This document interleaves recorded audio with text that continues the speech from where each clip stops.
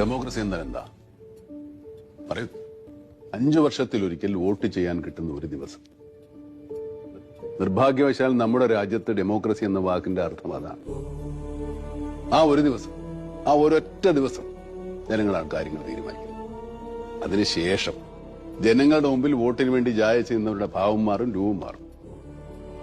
അധികാരത്തിന്റെ പരിരക്ഷയിൽ എന്തുമാകാവുന്ന 5 വർഷങ്ങൾ. ആ 5 വർഷം ജനങ്ങൾ അവരെ സഹിച്ചേ പറ്റൂ. അവരെന്ത് ചെയ്ത തങ്ങൾക്ക് തൃപ്തികരമല്ലാത്ത ജനപ്രതിനിധിയെ 5 വർഷത്തെ കാലാവധി തീരുന്നതിന് മുമ്പ് തിരിച്ചു വിളിക്കാനുള്ള അവകാശം ജനങ്ങൾക്ക് നൽകുക.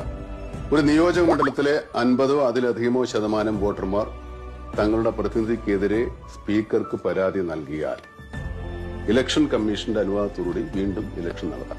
സാറേ, ഇത് നമ്മുടെ രാജ്യത്ത് പ്രാക്ടിക്കൽ അല്ല. ആണ്, പ്രാക്ടിക്കലാണ്.